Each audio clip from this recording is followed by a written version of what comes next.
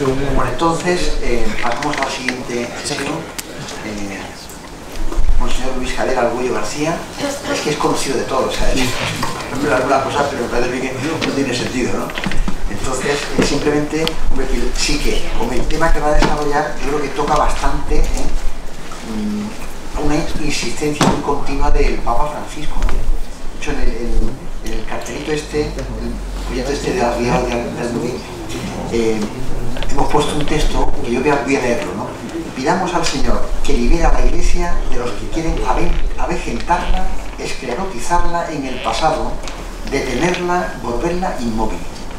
También pidamos que la libere de otra tentación, creer que es joven porque cede a todo lo que el mundo les ofrece, creer que se renueva porque esconde su mensaje y se mimetiza con los demás. Entonces, don Luis nos va a hablar de evangelizar en 2022, contenidos, modos y medios.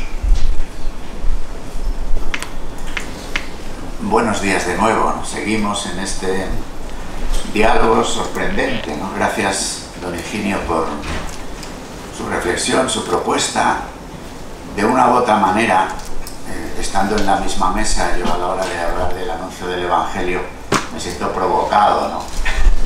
Aunque sea de manera implícita, tener que entrar en diálogo, o en afirmación, o en seguir por ahí, ¿no? El título que ponen los organizadores, más o menos en diálogo con el que viene, pues está ahí bien. 2022, como os podéis imaginar, es algo más que este año, sino este tiempo, esta época, esta novedad tan sorprendente, pero por otra parte gestada a lo largo de siglos, que nos han traído hasta aquí.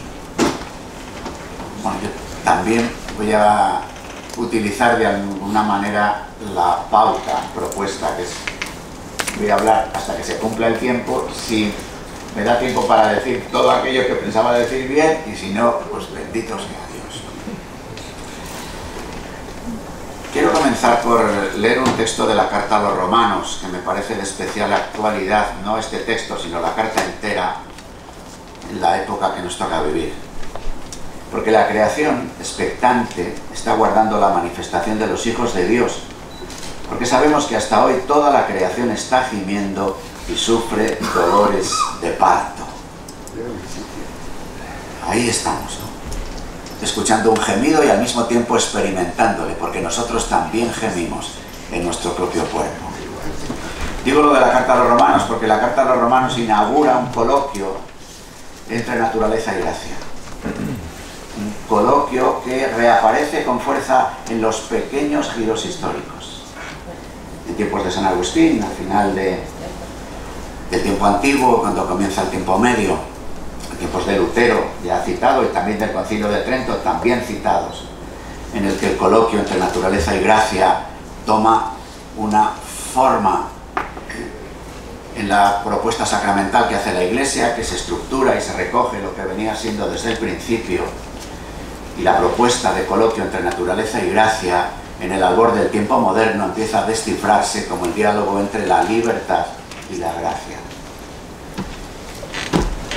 Y el tiempo que nos toca vivir, el que de alguna forma, ahora que estamos en vísperas de Pentecostés, inaugura eso que la propia Iglesia se ha atrevido a llamar Nuevo Pentecostés del Concilio Vaticano II, en el que también, especialmente en Gaudium et Spes, la referencia al coloquio entre naturaleza y gracia es singularmente importante. Por eso lo de la cita. Quería también, como prólogo a esta reflexión compartida, hacer una referencia a un libro que yo he citado últimamente bastante. Es un libro que tuvo el premio Príncipe de Asturias en el año 2009, que es de un autor albanés, Ismail Kedaré, que se llama el libro El Palacio de los Sueños. El Palacio de los Sueños narra la historia de un sultán que tenía unos funcionarios muy curiosos, porque eran unos funcionarios que tenían el encargo de saber los sueños de los súbditos. Porque el sultán tenía ya la intuición entonces, sin algoritmos, sin Google, sin seguimiento de todas nuestras búsquedas, sin el ser investigados no sé cuántas veces al día a lo largo de estas nuevas máquinas. Tenía la intuición el sultán de aquel tiempo de que quien controla los sueños tiene el poder, pues sabe qué hacer con nosotros. Conoce lo que nos falta, que a veces es lo que soñamos, y encauza los deseos, que también tienen que ver con los sueños. Este aquí que hoy hay sucesores reales, no de ficción, de los inspectores del palacio de aquel sultán, del palacio de los sueños. Ya que he citado a una de las empresas GAFAM, Google, podría citar a las otras, Apple, Facebook, que ahora ya se llama de otra manera, Metaverso, que no sé si tendrá que ver con los metarrelatos, Amazon, Microsoft, que tienen la capacidad de saber nuestros datos y con nuestros datos nuestros sueños. Con lo cual, digamos que hablamos de evangelizar, y al Papa Francisco le ha gustado mucho en este tiempo de la vida de la Iglesia hablar de evangelizar como de anunciar el sueño de Dios, compartir el sueño de Dios. Claro que la perspectiva de Francisco al hablar de sueño tiene mucho que ver con San José, aquel al que el Papa ha dedicado un año, porque a San José descubre la voluntad de Dios a través del sueño. Es distinto este sueño de los sueños, pero a través del sueño, en el que tiene sueños, descubre la voluntad de Dios. En definitiva, evangelizar es comunicar la voluntad de Dios, que es amor, que es libertad, que es comunión, que es alegría. Pero reconozcámoslo, ¿no? Además del recorrido que Higinio nos ha ayudado a hacer y que nos ha llevado a este tiempo que quiere ir más allá de la muerte o prescindir de la muerte y desde ahí organizar toda la existencia, desde ahí se hace una propuesta. Un sociólogo francés llama que el mundo actual, este imperio del sultán actual, quiere ser un imperio del bien y de la fiesta. Un imperio del bien en el sentido de que de manera perpleja, al mismo tiempo que se canta la libertad, que se canta la autonomía, la autosuficiencia, se impone una determinada manera de entender el bien, los comportamientos, las conductas, y con una capacidad de imponer que además parece que todo el mundo es libre, cuando sin embargo los controladores de los sueños del nuevo sultán, del nuevo imperio, tienen la capacidad de dominar y de hacer una propuesta de bien con B minúscula, y al mismo tiempo esa otra propuesta de fiesta, de placer, también enlazando con lo que Higinio decía. Y claro, nosotros ahí en medio de esto, en este tiempo, en esta época, redescubrimos con fuerza nuestra vocación apostólica, nuestra vocación de anunciar el Evangelio. Más aún, vamos como cayendo en la cuenta cuando el Concilio Vaticano II, he citado Gaudium et Spes, recordad los primeros números, 4, 5, 6 de Gaudium et Spes, que parecen escritos esta mañana, porque habla de la celebración de los cambios históricos, de la vertiginosidad de los cambios, y remata el Gaudium et Spes esos números, diciendo es una época para nuevos análisis y nuevas síntesis. Decíamos hace 60 años, yo creo que sin negar que es un tiempo para nuevos análisis y nuevas síntesis, yo subrayaría que es un tiempo para nuevas síntesis. No se puede separar el análisis y la síntesis. Pero tratando de decirlo, lo repetiré más adelante, que una de las cuestiones del tiempo es superar la mentalidad dialéctica de la lógica de los contrarios. De alguna forma Guardini, Bergoglio, Francisco nos ayudan a descubrir de una manera nueva la polaridad existente en la vida, en las relaciones sociales, en la historia, y a no reducir la polaridad a polarización de la dialéctica de los contrarios, sino a una nueva forma de pensamiento, de diálogo, que si utilizamos nuestro ADN, debería de ser una forma de pensamiento, de diálogo trinitario, en el que de alguna forma buscamos en la diferencia lo que hay de común para poder hacer de la diferencia fecundidad y no solo enfrentamiento. Pues bien, sin caer en el enfrentamiento entre análisis y síntesis, digo que es una época de síntesis en el sentido de que es una época en que estamos llamados a anunciar lo esencial. Que estamos llamados a anunciar aquello que en nuestra travesía por el tiempo, en lo que la Iglesia ha vivido a lo largo de este tiempo, tomando conciencia de la novedad de la época, eso que el Papa Francisco gusta insistir, como cambio de época. Sin embargo, nosotros hemos recibido una síntesis. Una síntesis. ¿Qué es el credo? ¿Qué es el Padre Nuestro? ¿Qué son los 7 sacramentos? Una síntesis, un símbolo que estamos llamados a anunciar. Desde ahí doy un paso más y diría, ¿qué entiendo yo por evangelizar en esta hora para ir colocando luego lo de contenidos, modos y medios? También hoy, evangelizar es cantar la gloria de Dios. Si se me permite resumir la propuesta en este titular: cantar la gloria de Dios. Y explico un poco esto, lo que quiero decir con esto. Gloria. Gloria es esa palabra bella, esta palabra que es el centro, por ejemplo, del tiempo de Navidad, donde los ángeles y los pastores, cuando se acercan y ven al niño nacido entre aquellos agujeros, entre las peñas que hacían de establo, con los ángeles, los pastores cantan la gloria de Dios. Gloria a Dios en el cielo. Gloria.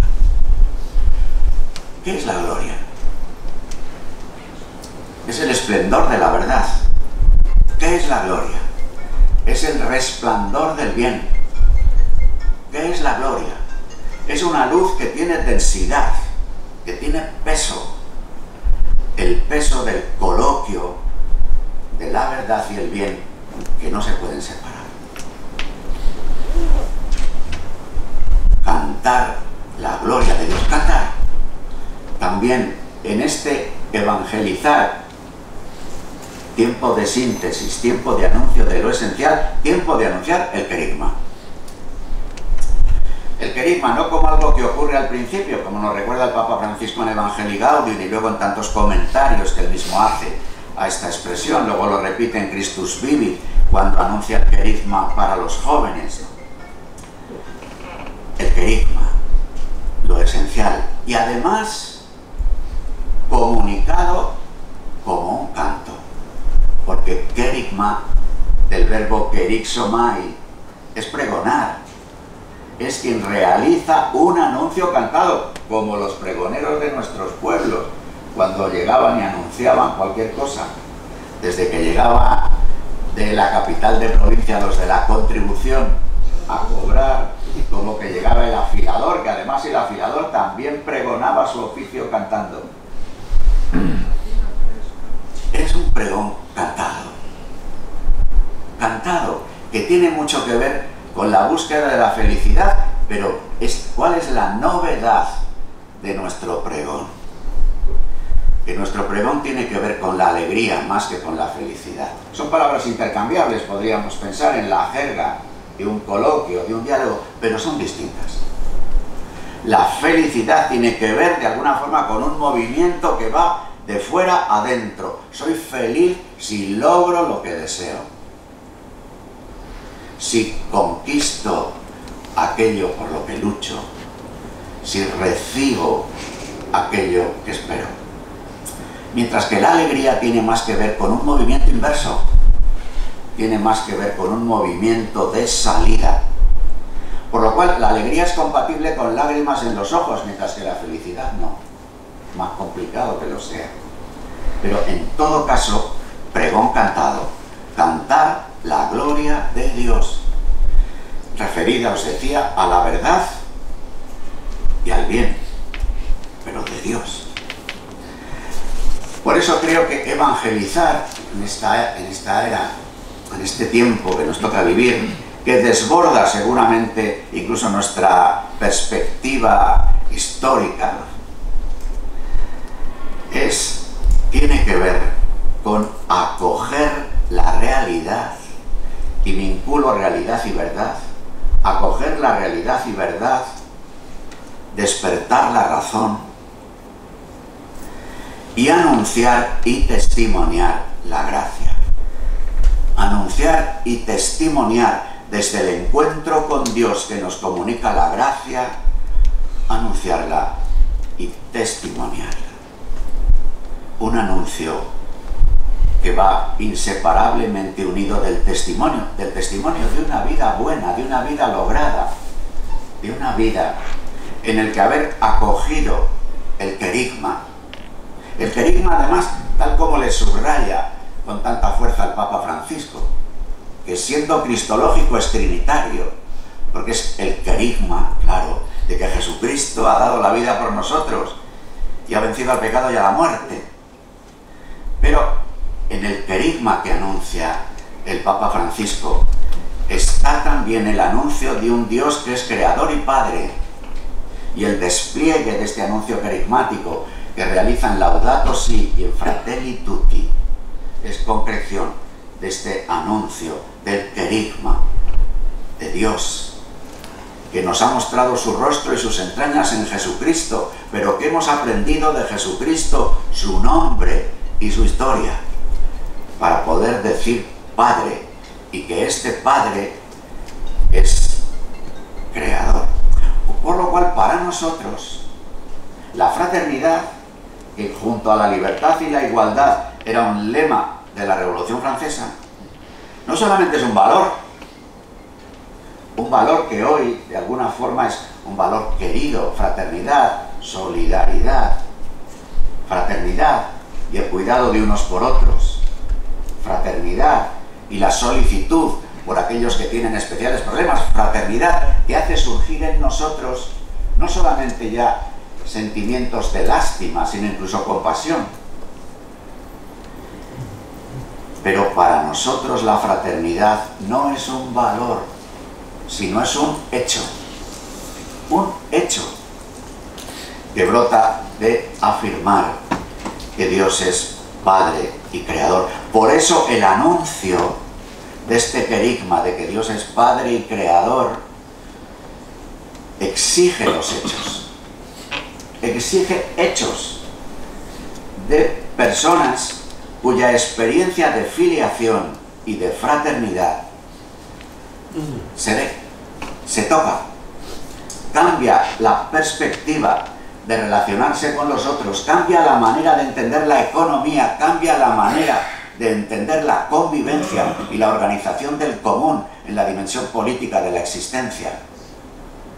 Porque es un hecho, no solo un valor que levanto con una mano como una bandera, pero que luego por otro lado puedo tener mi otro valor de libertad enfrentada con igualdad de manera dialéctica y sin saber qué hacer muy bien con la fraternidad, más que sea un poco una especie de colchón o de lenitivo para los choques entre la libertad y la igualdad. La prioridad de acoger la realidad y de anunciar y testimoniar la gracia. ¿Por qué? Porque seguramente yo, estirando del hilo de lo que Higinio decía antes, yo diría que nuestro cambio de época está muy marcado, quiero subrayar tres aspectos, ¿no?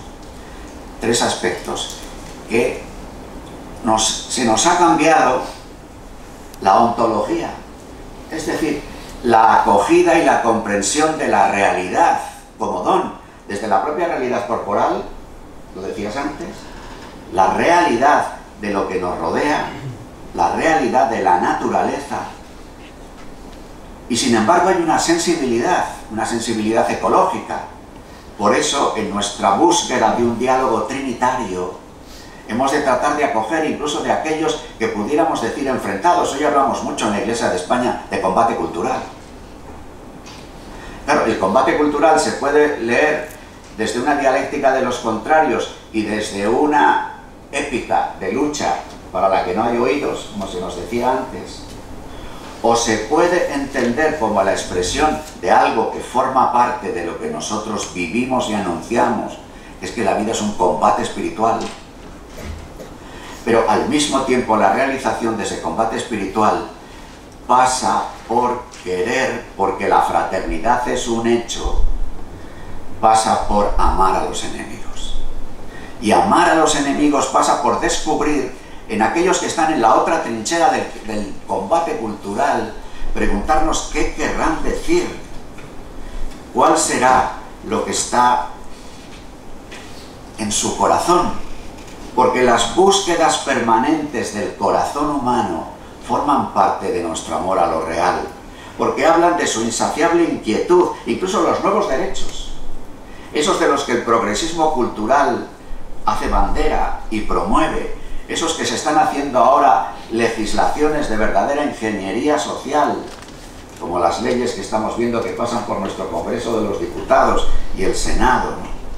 Hemos de reconocer que nacen de exigencias profundamente humanas. La necesidad afectiva, el deseo de maternidad y de paternidad, la solución al dolor, y qué hacer con la muerte, aunque sea como accidente o como sufrimiento. La búsqueda de la propia identidad, la búsqueda de sentido.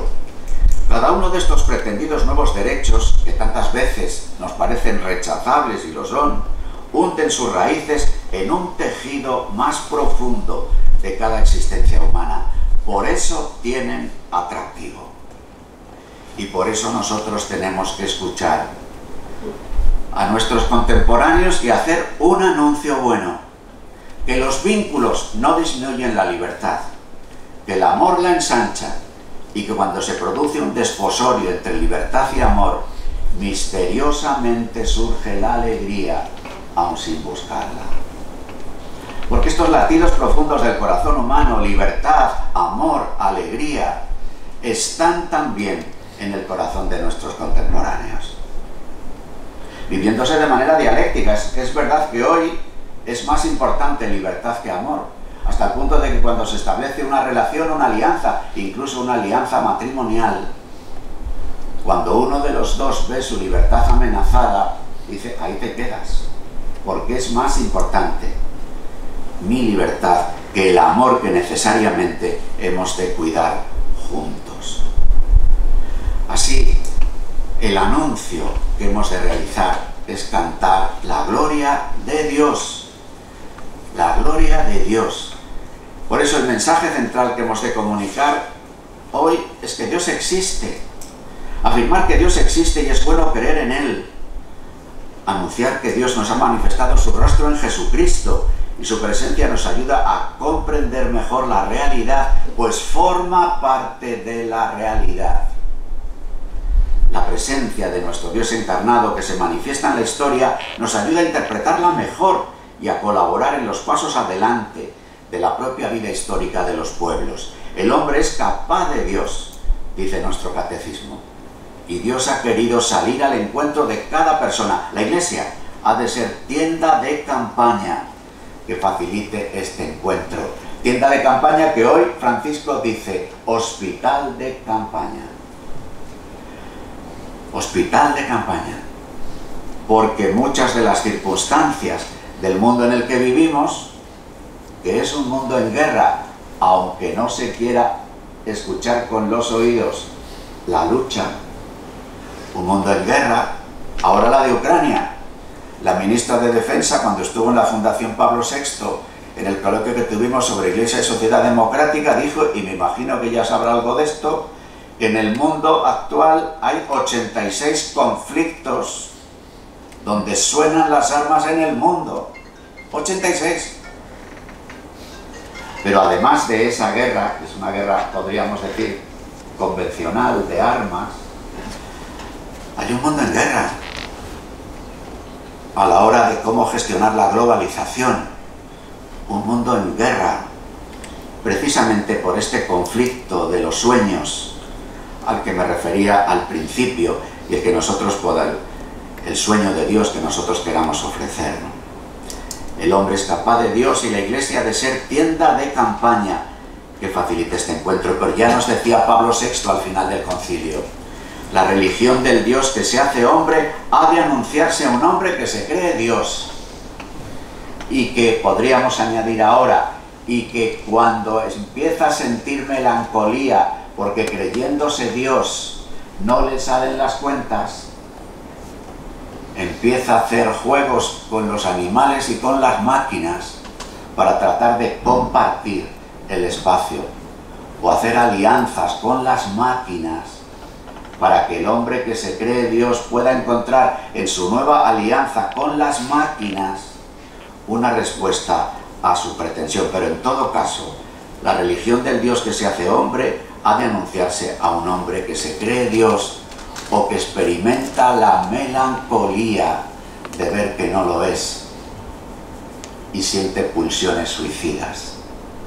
Porque esa es otra. En un tiempos de relativización de la muerte, ¿cómo se presenta hoy la muerte como solución a los problemas? El aborto, muerte provocada como solución a un problema. La eutanasia, muerte provocada como solución a un problema.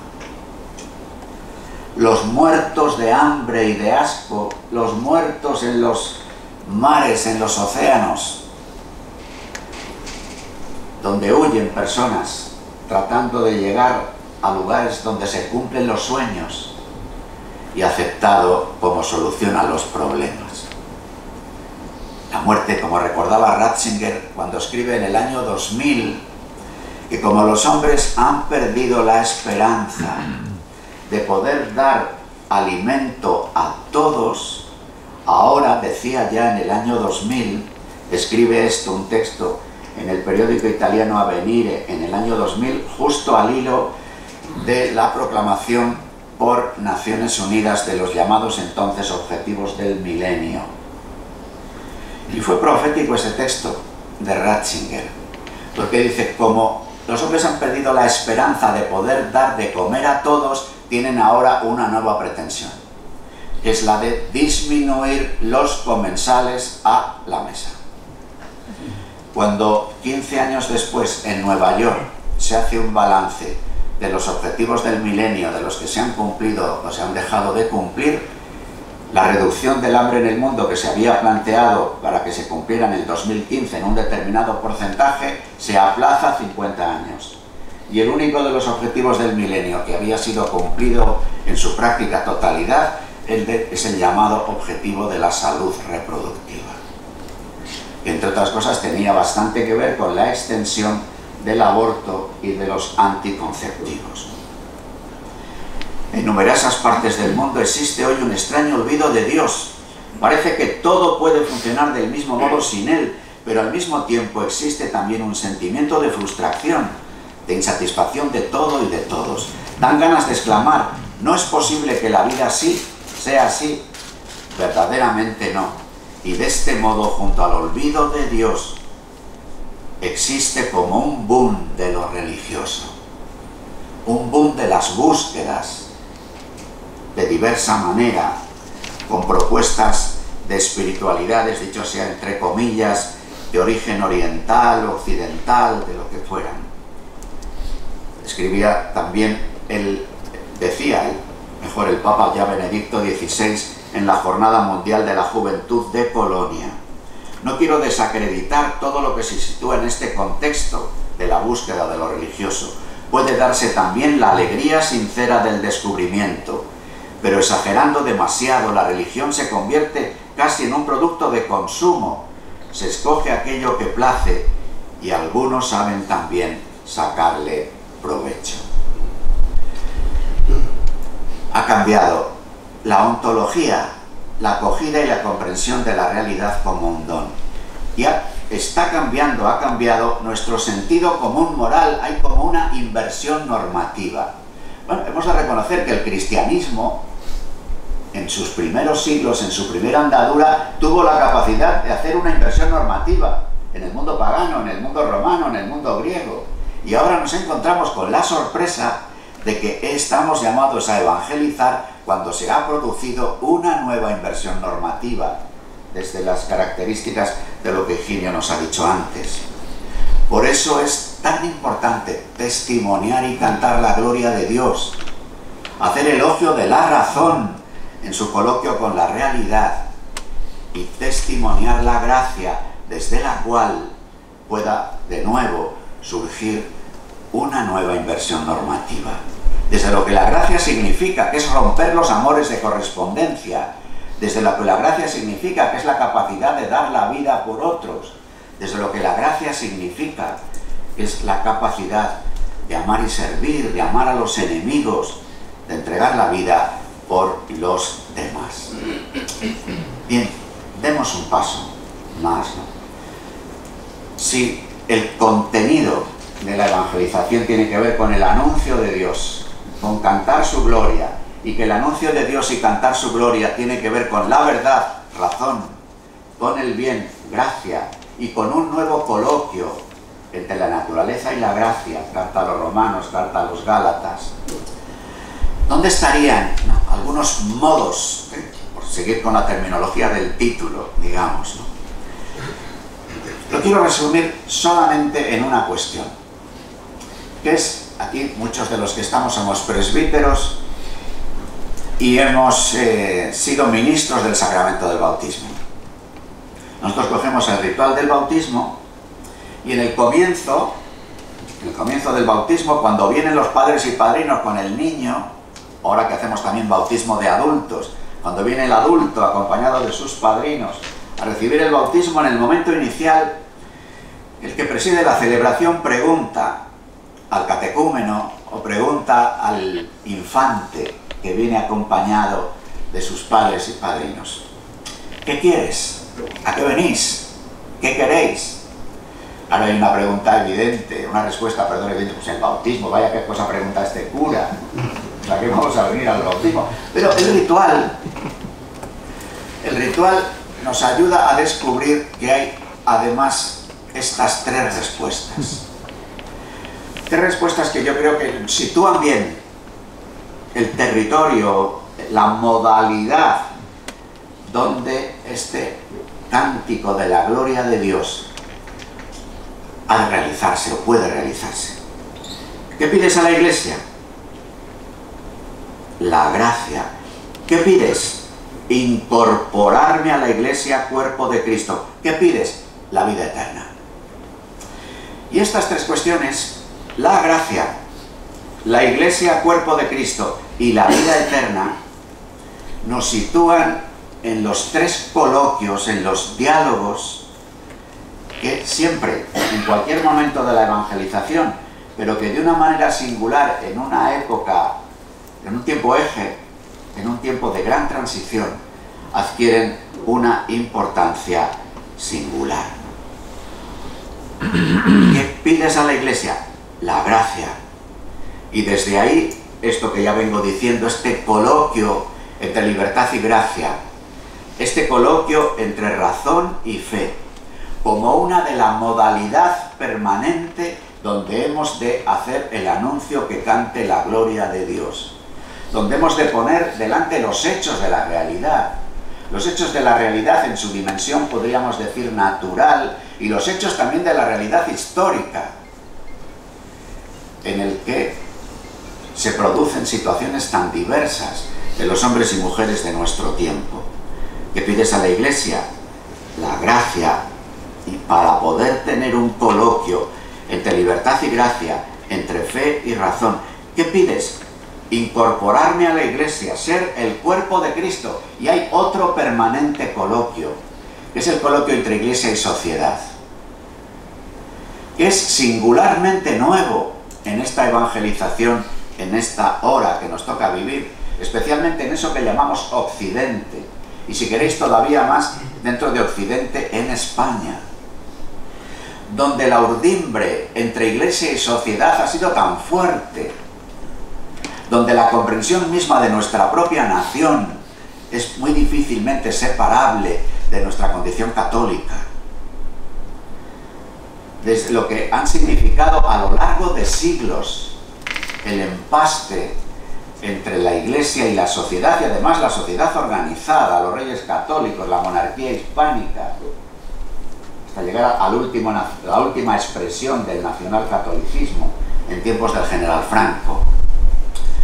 Incluso antes de la Constitución, con los reyes católicos, de lo que son el germen de un Estado moderno, en la situación anterior, en la época de los reinos, en la época del Sacro Imperio Romano Germánico. Al fin y al cabo aquí llega Carlos V, Carlos I, que todavía es de los últimos de aquella epopeya histórica, en el que se produce una situación singular, con sus luces y sus sombras, con sus experiencias de dominio que el emperador puede hacer sobre el Papa porque le pone la tiara, o que el Papa puede hacer sobre el emperador porque le corona y le da con una espada en el que le reconoce como el imperator, ¿no?, del Sacro Imperio, con sus luces y sus sombras. Pero hoy nuestra época es singularmente nueva, porque empezamos a reconocernos como un pueblo entre los pueblos.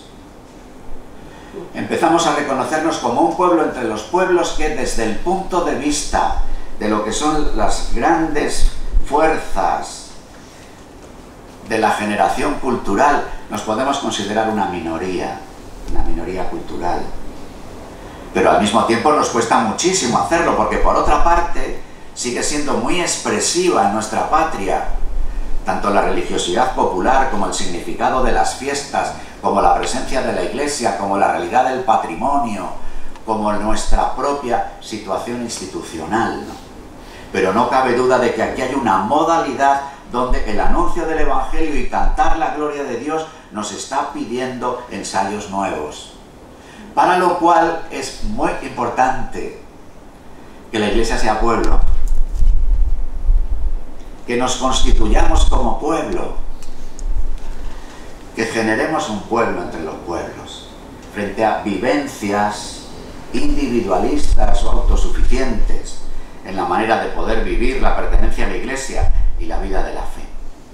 Y finalmente, el tercer ámbito, la tercera modalidad donde aterrizar este cántico de la gloria de Dios es en el coloquio entre escatología e historia, entre vida eterna e historia, que precisamente por el deseo de vivir estos diálogos del bautismo, no de manera dialéctica, y peor aún de manera paralela, o peor aún de manera separada, como diálogos que se viven en el templo, pero que se vive ajenos a ellos en la calle, en la plaza pública.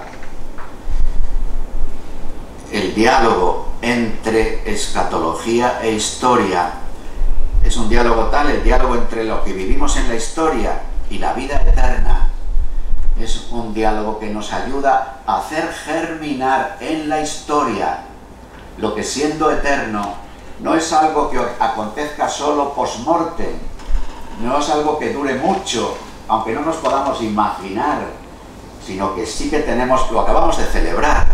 ¿Qué significa la celebración de la ascensión?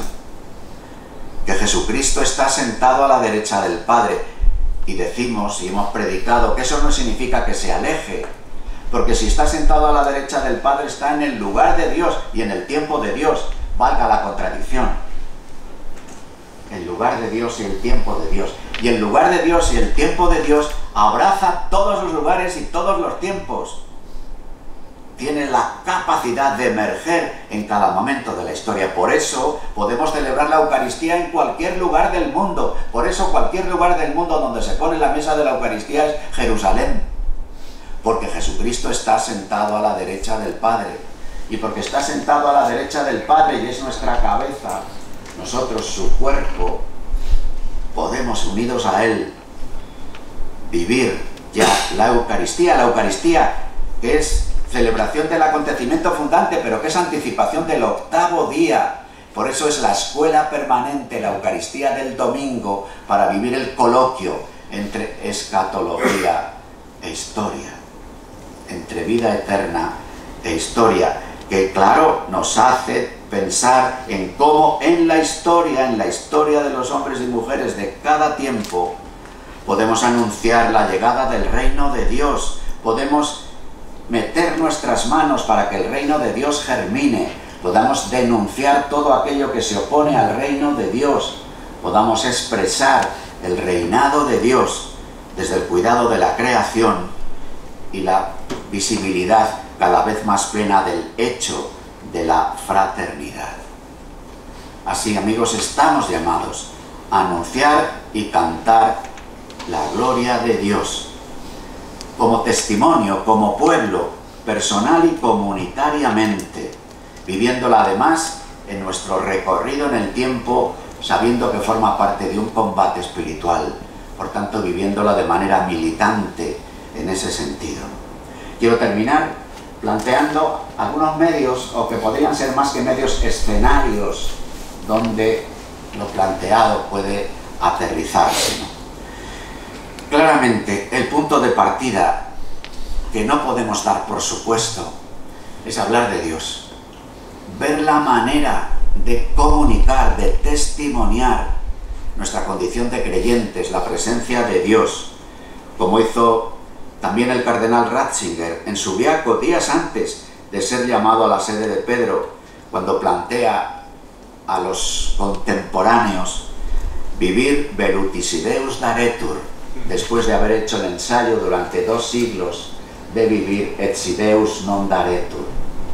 Cómo poder hacer una propuesta de vivir velutisideus daretur, como si Dios existiera. Pero no podemos hacer esta propuesta como personas ni como pueblo si no vivimos nosotros contando con Dios, siendo testigos de la presencia de Dios, para poder ofrecer ese coloquio entre naturaleza y gracia que la Iglesia tanto necesita, porque en realidad, amigos, desde la cuestión modernista de finales del siglo XIX y principios del siglo XX, desde la cuestión del sobrenatural de Delibac a mediados del siglo XX, desde lo que plantea el propio Concilio Vaticano II, es un poco la cuestión,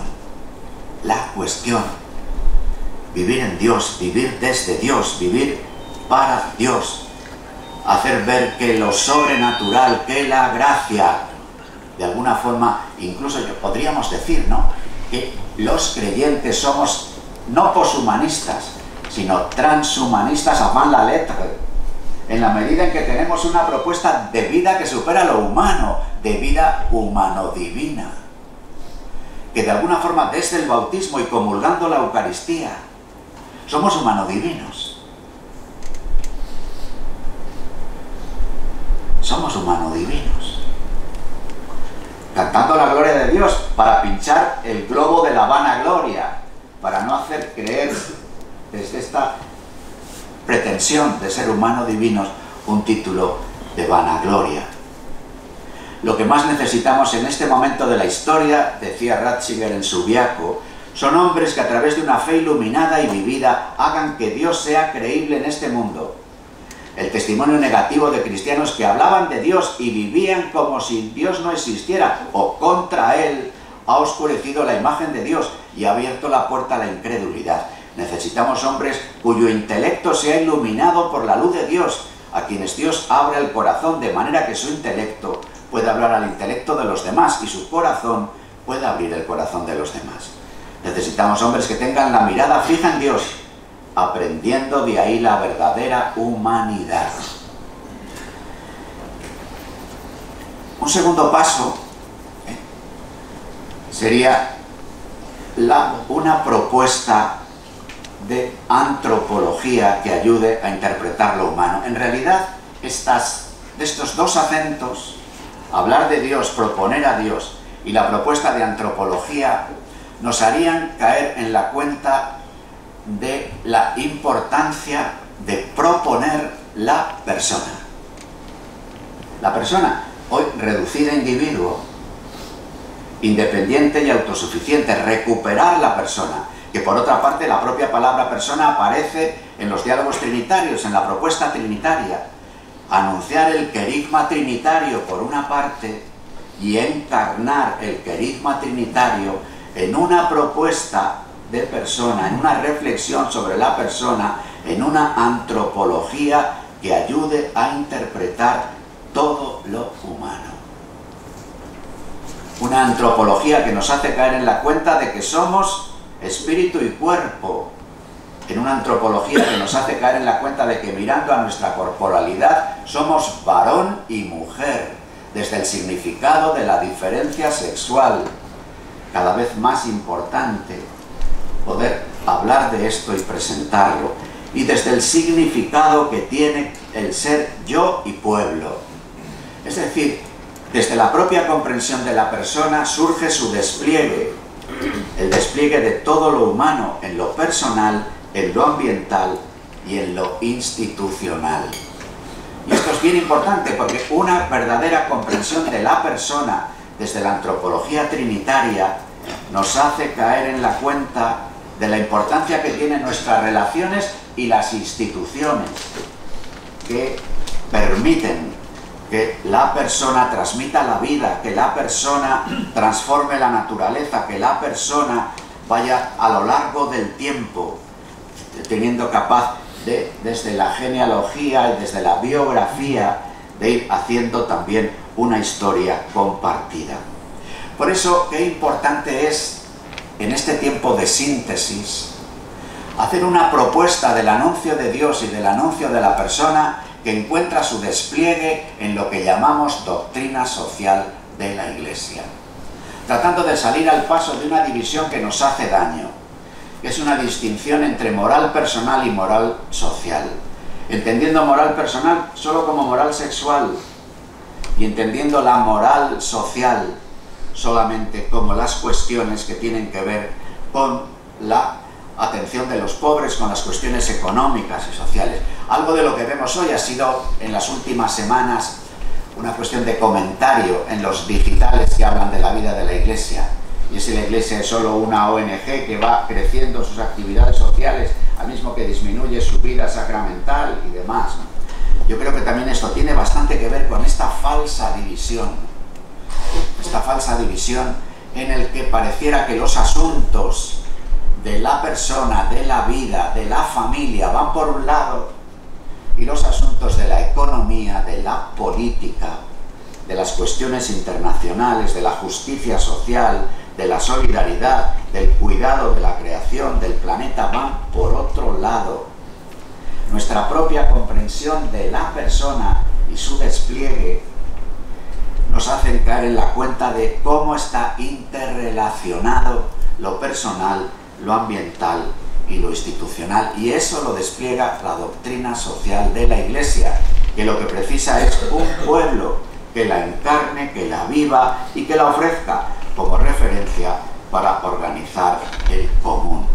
Por eso, desde este despliegue de la doctrina social de la Iglesia, la vida, la persona, la conciencia, la familia y una propuesta de sociedad y de tierra que tenga en cuenta los retos del mundo actual en el proceso de aceleración histórica en el que estamos, que haga caer en la cuenta de que una determinada comprensión de la persona con estas características pide hacer ensayos en una nueva comprensión de la empresa, en una comprensión de la empresa como sujeto que actuando en la vida económica, social, sea la capacidad de superar tantos desajustes que la actual fase del capitalismo globalizado, con características fundamentalmente de capital financiero, lleva consigo.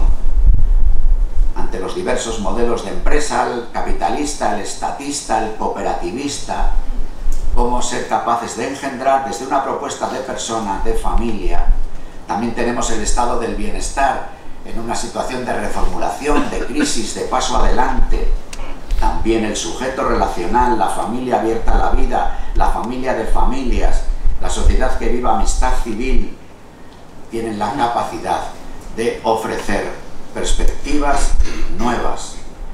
Siempre todo este camino que hace la vida de la Iglesia y su propia comprensión de la persona y la experiencia de la propia fragilidad y el reconocimiento de Jesucristo ha de poner en primer lugar, ¿no?, de nuestro propio camino de anuncio del Evangelio, de cantar la gloria de Dios, la situación de los débiles, de los empobrecidos, porque la gloria de Dios es que el hombre viva, al igual que la vida del hombre es poder contemplar y cantar la gloria de Dios. Bien, desde ahí quiero pararme ya y solo me voy a permitir leer un texto. Jesucristo es la esperanza de la Iglesia y de la humanidad. Pongamos los ojos en Él, pongamos los ojos en Jesucristo. Es preciso confesar en la plaza pública que Él es nuestro Señor, el Hijo de Dios, el Hijo del hombre, el Mesías del mundo, la esperanza de la humanidad y su único Maestro. Él es el pastor, el pan de la vida, nuestro pontífice y nuestra víctima, el único mediador entre Dios y los hombres, el Salvador de la tierra, el que ha de venir, el Rey del siglo eterno. Él es el que declara que nosotros somos sus llamados, sus discípulos, sus apóstoles, sus testigos, sus ministros, sus miembros vivos, entrelazados en el inmenso y único cuerpo que Él encabeza y sostiene. Amén.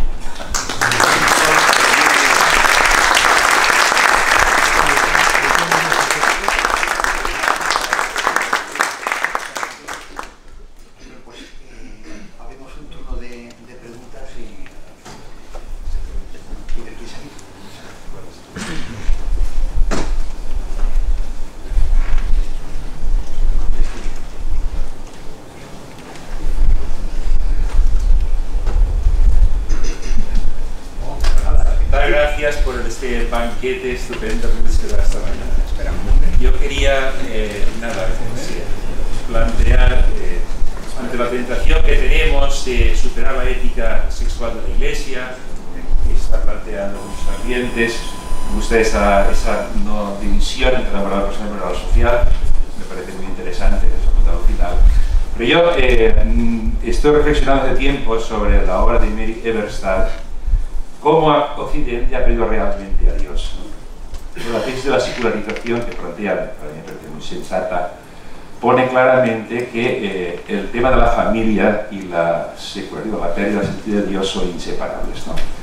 Entonces, en ese sentido, no sé si a veces ponemos la familia como un tema más, ¿no? Pero para mí es un tema tan importante que no puede ser uno más, ¿eh?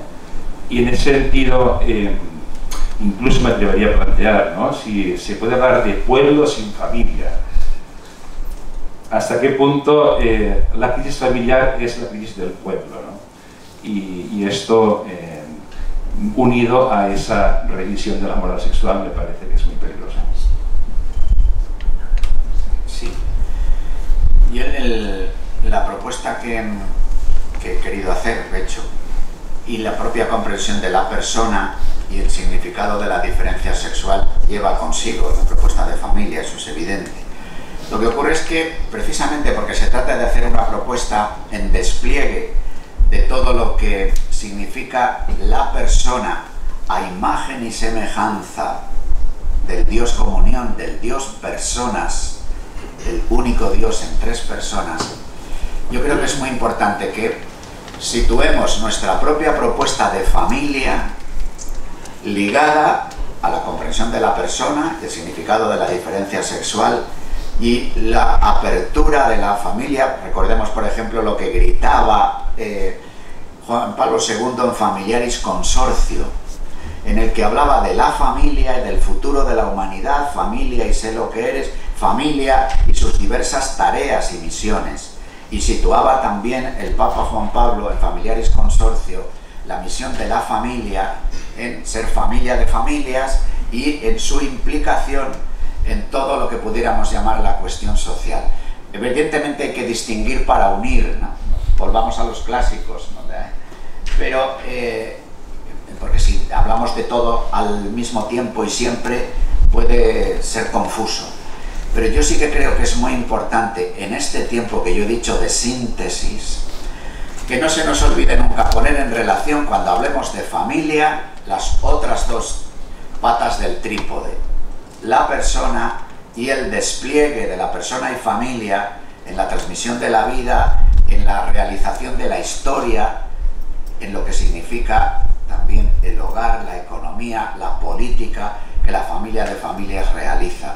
Y además anunciando en el trípode de persona, familia y bien común en la organización de la vida social, que Dios está antes, en medio y después, como horizonte de plenitud de esa propuesta.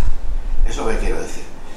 Y el respecto a la cuestión de moral personal y de moral social, no es tanto una cuestión de revisar, sino también de hacer una propuesta, porque incluso muchas de las propuestas del progresismo cultural son en esto también muy falaces.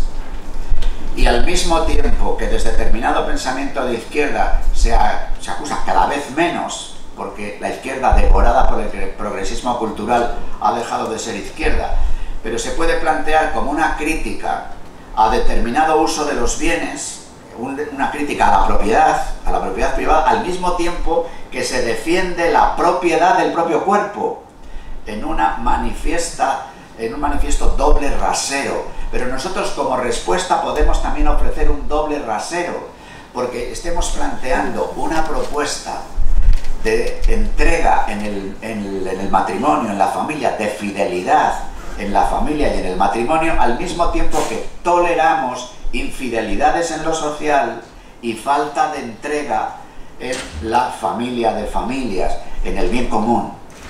Entonces, en ese sentido, esa escisión, porque claro, lo que nosotros no podemos dejar de decir es que esta sociedad, que llamamos ahora secularizada, que llamamos occidental, es lo que hemos llamado cristiandad.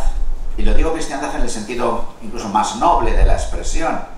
Es decir, que la secularización ha sido de los cristianos. Y entonces tendríamos que ver qué ha podido tener que ver, aparte de la voluntad del Señor que siempre se extraña, ¿no? ¿Qué ha podido tener que ver nuestra doble vida? Algo que denunciaba Ratzinger en el discurso a los que hablan de Dios o sobre Dios, pero llevan una vida como si Dios no existiera. ¿Hasta qué punto no es? Y la doble vida no aparece por arte de magia. Hay veces que la doble vida está alimentada por discursos teológicos, por determinadas formas de comprender una cosa u otra, por hacer carpetas demasiado estancas de un ámbito a otro. Eso es a lo que me quiero referir. Y yo creo que cuando se nos ofrece hoy tanto la propuesta de integralidad, Francisco dice, ecología humana integral. Claro, se hace una lectura de Laudato Si como que solo fuera una encíclica verde. Pero Francisco dice, clamor de la tierra y clamor de los pobres. Francisco sigue diciendo, el atentado a la ecología en la comprensión de la persona, y pone incluso el tema del aborto. Tercero, todo esto tiene que ver con que la naturaleza para nosotros es creación. No en vano dice Laudato Si. Dice que en Laudato Si, además de un lado verde, hay un lado rojo, si se me permite, por el clamor de los pobres, hay un lado azul, por la propuesta antropológica, y hay un lado blanco, donde todos los colores se funden, o están previamente, que es la propuesta del Dios Trinidad, y el Francisco dice que ese es el ADN en donde pueden ser reconocidas todas las plantas, todos los bichos, siendo que es la criatura humana la única que ha sido creada por sí misma. Pero yo creo que esta propuesta de integralidad, no sé si es importante hacerla. Vuelvo a lo de síntesis que decía antes. Muy bien. Pues muchas gracias, don Luis, por esta brillante exposición, por esta brillante síntesis también, que nos anima a hacer síntesis a cada uno de los aquí presentes. Yo que estaba reflexionando a propósito de la tienda de campaña, del hospital de campaña, esas expresiones de Papa Francisco, de los descartados, y quería tratar un asunto que a mí me conmueve profundamente y que está sucediendo de forma muchas veces silenciosa, de forma muchas veces solapada. Está sucediendo en España en estos momentos, y es, digamos, la promoción gubernamental de la ley de la eutanasia. Y quiero poner un ejemplo muy bueno.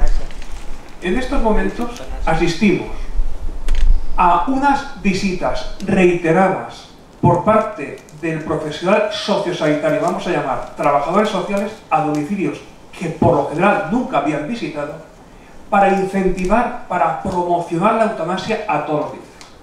Claro, a mí eso me genera un enorme daño moral, porque digo, bueno, pues se están movilizando. los ancianos ya no están solos, entre comillas, sino que los ancianos están recibiendo visitas para pedirles, digamos, que es una cartera de servicios más la que ofrece la seguridad social. Pero es que, además de ese aspecto, se da otro fenómeno ciertamente singular en el ámbito sanitario, perdón por la insistencia, en el ámbito sanitario, que es clave en esta, digamos, deconstrucción de la sociedad en la que nos hallamos inmersos. Nos encontramos con que hay filtraciones por parte de quienes manejan historiales clínicos para que algunas agencias gubernamentales, como la agencia EFE, que ha, digamos, sometido a una purga absolutamente insostenible, pero real, fehaciente, de personal que no estaba en condiciones de seguir los dictados del pensamiento único, para que hagan verdaderos reportajes agiográficos a favor de quienes se ven abocados, entre comillas, o se ven deseosos de pedir aulas. Creo que en estos momentos, precisamente porque hay una campaña como no se ha conocido jamás, aunque habitualmente para algunos no pase nada y todo sigue su camino, creo que además de decir basta, hace falta empeñarnos en una labor asistencial, clérigos y laicos, todos, de acompañamiento a las personas que están en situación de vulnerabilidad y dependencia, porque curiosamente no están solos, están siendo también objeto de presiones al más alto nivel. ¿En qué medida la Iglesia, sensible a los tiempos que nos conciernen y que son de gran dureza en algunos casos, está en condiciones, los que estamos aquí y muchos más, de poder hacer esa labor cultural, social, formativa, de acompañamiento? Muchas gracias. Sí, yo creo que al hilo de la pregunta, puede parecer que me salgo por otra derivada. Yo creo que en este momento, al hilo de la ley del aborto y de la ley de la eutanasia, estamos promoviendo mucho la objeción de conciencia, pero no basta. Yo creo que hace falta promover conciencia. Y promover conciencia, precisamente para que en una línea roja se pueda hacer objeción de conciencia, pero también promover conciencia para hacerse cargo de la situación de la manera más integral posible. Es evidente que un aborto no le justifican las condiciones sociolaborales o de vivienda o de diversas situaciones que pueda vivir una mujer o una familia. Pero nosotros, si verdaderamente queremos hacer una propuesta de defensa en favor de la vida y de esa manera proactiva, como desde el ejemplo que está poniendo de esta campaña de los trabajadores sociales que visitan las casas y demás, claro, evidentemente hay como una llamada fuerte para nosotros a la hora de cómo estamos acompañando, cómo estamos cuidando, cómo estamos visitando, estando unos con otros. Pero al hilo de eso, que eso tendría que ver con lo ambiental, yo creo que también hay cuestiones institucionales, ¿no? Es evidente que nosotros tenemos que gritar no al aborto y sin matices, pero nuestro grito seguramente alcanzaría una resonancia mayor si fuese acompañado con fuerza, que en muchos casos lo es, por decir cuál es la situación de esta madre, de esta mujer, cuál es la situación de esta familia, cuál es incluso la situación de determinadas formas en determinadas empresas que cuando ven una mujer embarazada tienen dificultades para contratar, o que dicen ¿qué vas a hacer? No te das cuenta de cómo está la situación, puedes perder tu trabajo. En este tipo de situaciones también hay que nombrarlas, al igual que las situaciones de la eutanasia en las situaciones de envejecimiento, ¿no? Las diversas situaciones de soledad, la situación de las residencias de personas mayores. Este asunto, yo creo que nuestra campaña,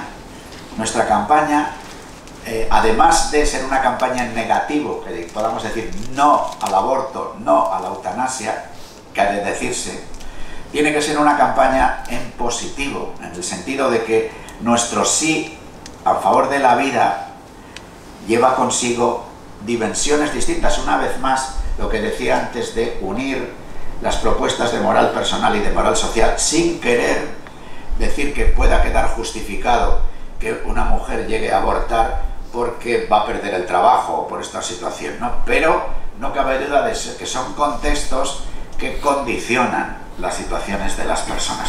Pero ahí, para poder vivir todo esto en relación con lo que yo he expuesto antes, Es evidente que hace falta un pueblo en el que los miembros de ese pueblo vivan la vida como vocación.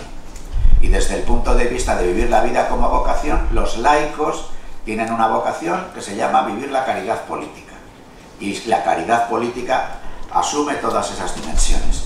Igual que nosotros tenemos que refrescar el ministerio ordenado, la caridad pastoral con el rasgo apostólico que el Concilio Vaticano II nos ha dado, y una renovación de la vida religiosa que ayude a que la tensión escatológica a la que yo me refería antes en el coloquio entre escatología e historia, que la vida de especial consagración haga luminosa la escatología en medio de la historia, por hombres y mujeres que se dedican a alabar a Dios, o por hombres y mujeres que, colgados del cuello de Dios solo, se dedican a los pobres de entre los pobres, ¿no? Cuando los religiosos han quedado, digamos, de alguna forma integrados en una propuesta que sería más propia de vocación laical, tanto en la escuela como en la sanidad, como en otras cosas, y no en la novedad de una presencia de especial consagración. Entonces, vivir la vida como vocación, y en el caso de los laicos es vivir la caridad política. Muchas gracias. Muy bien, se nos hace tarde. Entonces, tiene que coger el tren ahora. Entonces, agradecer tanto a Luis como a Virgilio, agradecer a don Antonio su presencia también. Y ahora hay un vino español vamos a rezar si le parece a don Antonio, el retiro, o cantar el retiro, ¿no?